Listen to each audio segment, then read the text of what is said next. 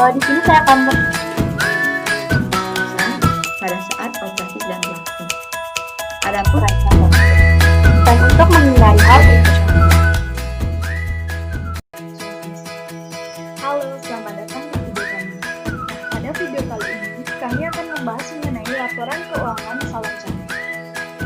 Sebelumnya, perkenalkan, kami dari kelas 2F Prodi S1 Akuntansi dengan mata kuliah praktikum pengantar akuntansi dan dosen pengampu yaitu Ibu Nyoman Trisna Herawati, SDAK itu. Kami adalah sebuah kelompok yang beranggotakan atas 5 orang. Yang pertama, Putu Rati Windiani, kedua Nilo Ika Hartawati, ketiga Nilo Putu Eka Padmawati, keempat Ketut Febriantari, dan kelima Nilo Padmawati.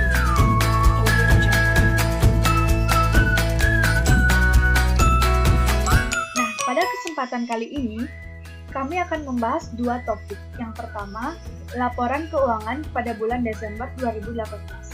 Kedua, perkembangan usaha dari bulan November hingga bulan Desember 2018. Sebelumnya, mari kita bahas mengenai profil usaha dari Salon Cantik.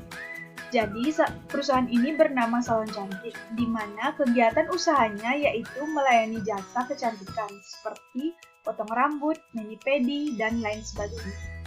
Perusahaan ini telah berdiri pada tanggal 1 November 2018, beralamat di Jalan Kusuma nomor 12 Singaraja.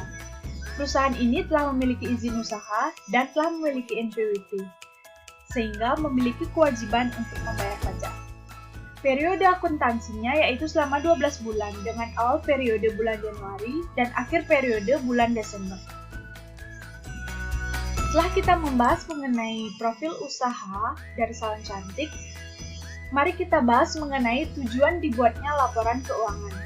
Jadi tujuan laporan keuangan itu ada 3. Yang pertama, menyediakan informasi tentang posisi keuangan, kinerja, dan perubahan posisi keuangan.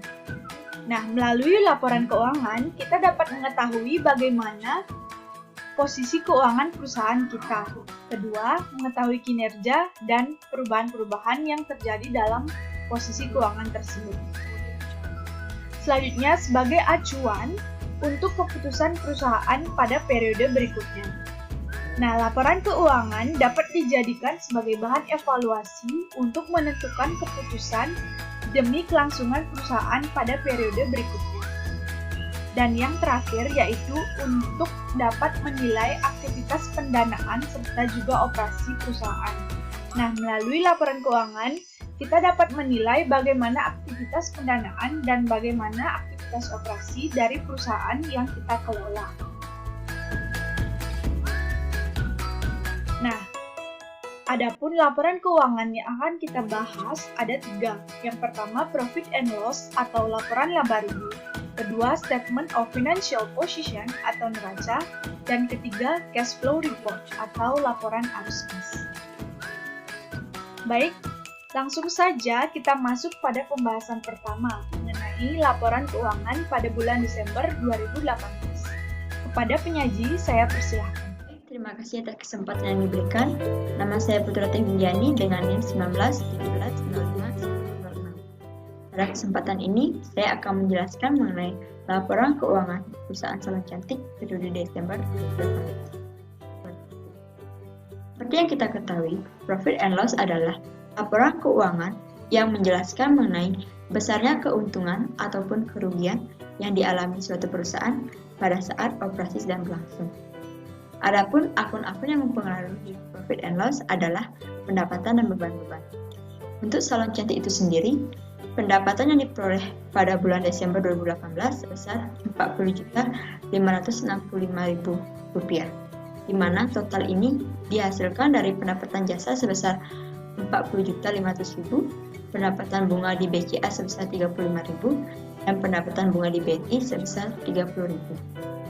Dan adapun total biaya yang harus dikeluarkan dalam mendukung operasi Salon Cantik sebesar Rp18.786.200, di mana total ini dihasilkan dari adanya pembayaran gaji pegawai sebesar 3 juta, biaya perlengkapan sebesar 1.800.000, biaya listrik sebesar 250.000, biaya telepon sebesar 400.000, biaya air sebesar 70.000, biaya gaji supir sebesar 3.250.000, biaya operasi kendaraan sebesar 5.500.000, biaya bunga di BRI sebesar 83.333 rupiah, biaya bunga di Mandiri sebesar 541.667 rupiah, biaya bunga di Danamon sebesar 700.000, biaya pajak penghasilan sebesar 153.200 rupiah, dan biaya bunga KPR BRI sebesar 3 juta. Sehingga dapat kita ketahui profit and loss yang didapatkan dari salon cantik periode Desember 2018 sebesar 21.778.800 rupiah. Dan setelah dikenakan pajak penghasilan bulan Desember sebesar 108.894 rupiah, maka keuntungan bersih yang diterima oleh salon cantik sebesar 21.669.906 rupiah. Baik, sekian dari saya. Untuk laporan selanjutnya akan dilanjutkan oleh teman saya. Terima kasih. Baik, perkenalkan nama saya Nila Putri Eka Padmawati dengan NIM 1041. Di sini saya akan menjelaskan tentang Statement of Financial Position, yaitu salon cantik pada bulan Desember 2018. Sebelumnya, neraca atau juga sering disebut dengan posisi keuangan merupakan laporan keuangan yang menggambarkan posisi keuangan suatu entitas. Posisi keuangan ini yang menggambarkan jumlah aset, kemudian kewajiban, modal atau ekuitas yang dimiliki suatu perusahaan pada suatu saat tertentu. Jadi, di dalam laporan keuangan neraca, yaitu akan terdiri dari aset lancar, aset tetap, akumulasi penyusutan, kemudian liabilitas jangka pendek, liabilitas jangka panjang, REF, dan juga ekuitas. Namun, pada salon cantik bulan Desember 2018, yaitu akun yang masuk yaitu hanya pada aset lancar, aset tetap, kemudian liabilitas jangka panjang, pendek, kemudian ekuitas, dan juga REF. Pada aset lancar, yaitu akun yang masuk yaitu kas di tangan dengan nominal sebesar 534.990.467, kemudian rekening di BCA sebesar 5.555.000, rekening di BNI 3.060.000, piutang usaha 2 juta, asuransi di muka kendaraan 2.400.000, asuransi di muka gedung 2.400.000, dan pelengkapan kantor 500.000. Sehingga total pada aset lancar yaitu sebesar 550.905.467. Kemudian pada aset tetap yaitu hanya terdapat beberapa akun, yaitu gedung dengan nominal 100 juta, tanah 200 juta, peralatan kantor 15 juta, kendaraan 125 juta. Sehingga total pada aset tetap yaitu 440 juta.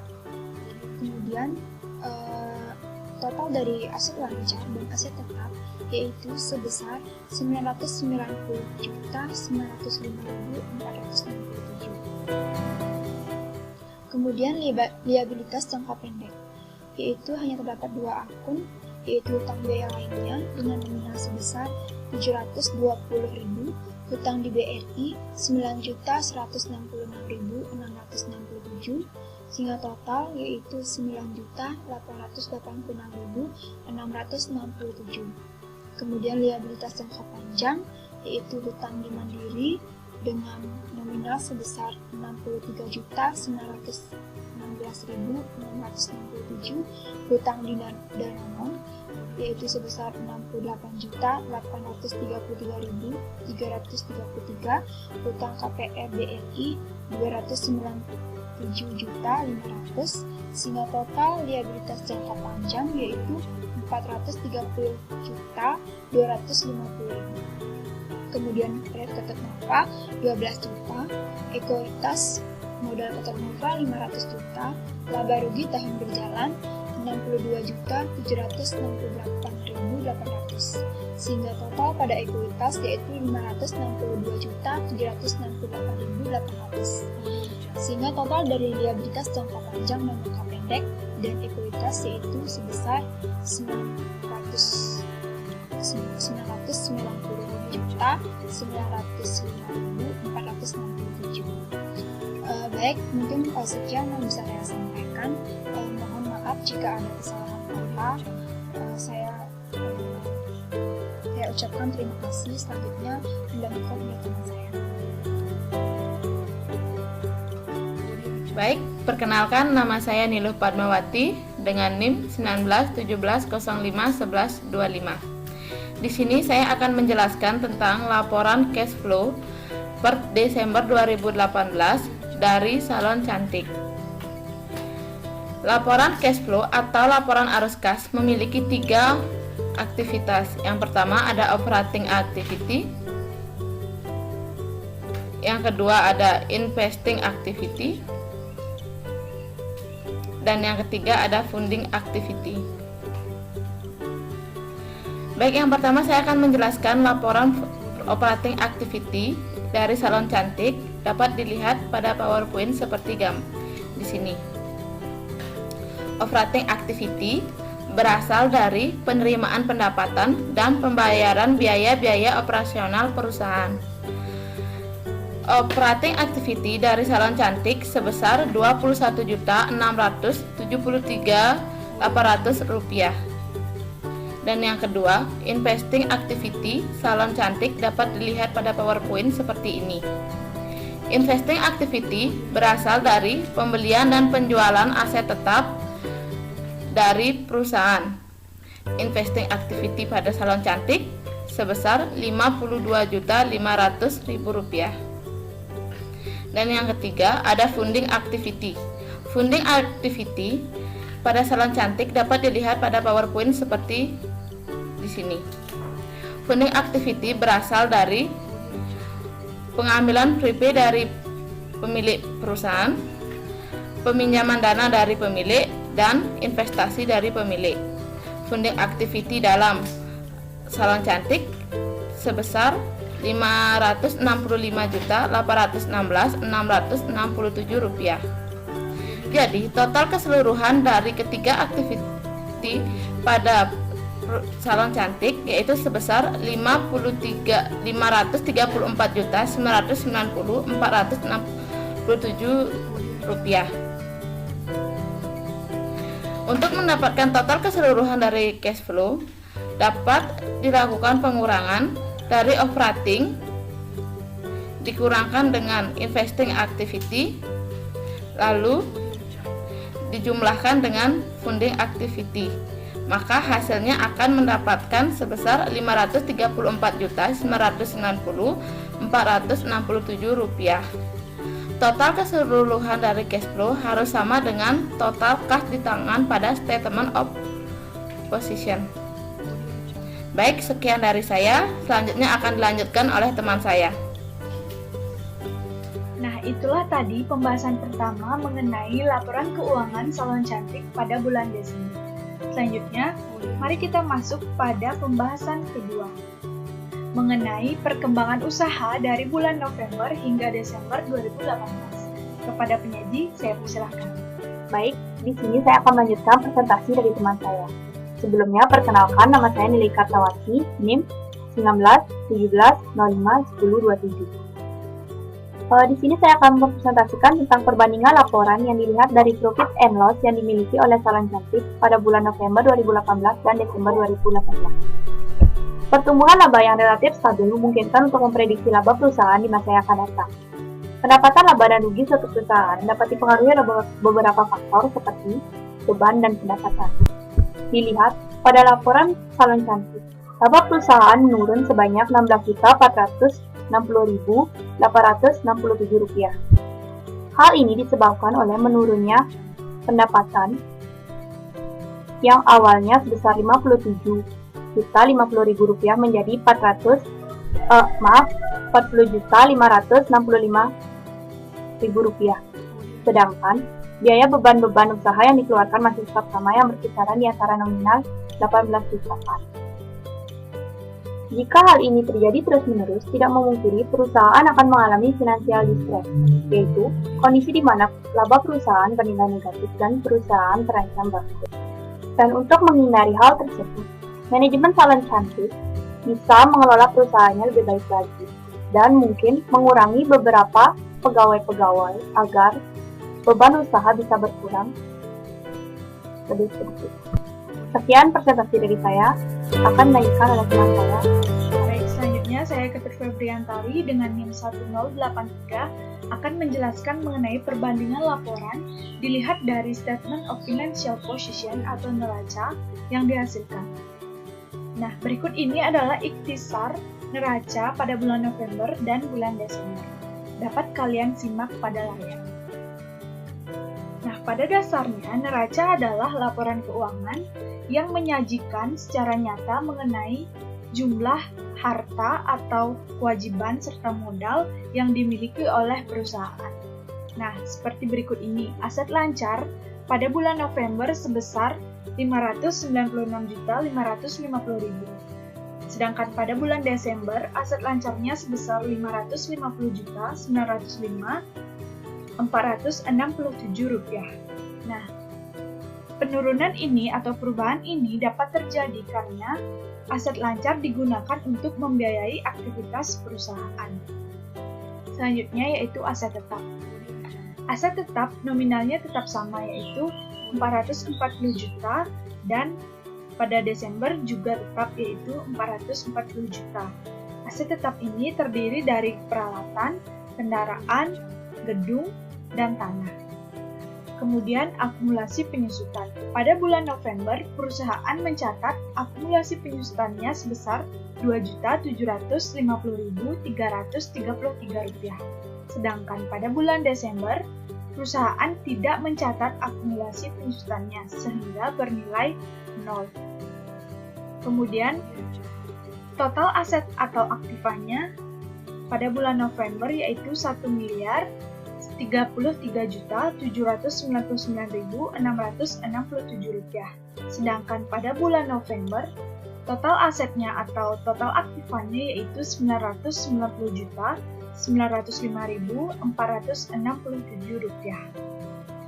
Selanjutnya, liabilitas jangka pendek. Pada bulan November, sebesar Rp60.560.000. Sedangkan pada bulan Desember, liabilitas jangka pendeknya yaitu Rp9.886.667. Perubahan ini terjadi karena perusahaan telah memenuhi kewajiban jangka pendeknya, yaitu dengan melunasi hutang-hutang jangka pendeknya. Kemudian, pada liabilitas jangka panjang. Liabilitas jangka panjang pada bulan November senilai 435 juta. Sedangkan pada bulan Desember, liabilitas jangka panjangnya senilai Rp430.250.000. Perubahan ini terjadi karena perusahaan juga telah melaksanakan kewajiban untuk mengasur utang jangka panjangnya. Kemudian ada modal. Modalnya tetap sama yaitu 500 juta. Pada bulan Desember juga 500 juta. Kemudian ada laba rugi tahun berjalan.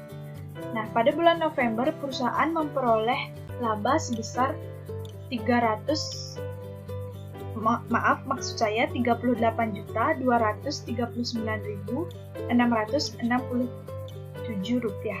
Sedangkan pada bulan Desember total laba tahun berjalannya adalah Rp62.768.800 rupiah. Nah, total ini adalah jumlah dari laba sebelumnya, yaitu laba pada bulan November, sehingga diperoleh nominal. Kemudian free float. Pada bulan November tidak terdapat free float, sedangkan pada bulan Desember terdapat free float sebesar 12 juta. Sehingga total pasifa pada bulan November adalah Rp1.033.799.667 rupiah. Dan pada bulan Desember, total pasifa yaitu Rp990.905.467. Jadi dapat disimpulkan bahwa telah terjadi penurunan neraca dari bulan November ke bulan Desember. Hal tersebut adalah hal yang wajar karena dalam menjalankan usaha, tiap periodenya tidak bisa kita prediksi akan tetap, namun kita bisa mempersiapkan agar jangan sampai terjadi penurunan yang sangat drastis yang dapat mengakibatkan perusahaan kita menjadi tidak liquid ataupun tidak sehat. Dan yang harus diperhatikan adalah perusahaan harus tetap menjaga keseimbangan antara aktiva pasiva. Nah, kedua hal ini sangatlah penting untuk likuiditas dari perusahaan kita sendiri. Nah, itulah penjelasan mengenai perbandingan laporan dilihat dari Statement of Financial Position. Saya ucapkan terima kasih. Nah, itulah tadi pembahasan mengenai laporan keuangan Salon Cantik periode November hingga Desember tahun 2018. Nah, apabila ada kesalahan maupun kekurangan, mohon dimaafkan. Saya mewakili teman-teman saya mengucapkan terima kasih dan Om Santi Santi.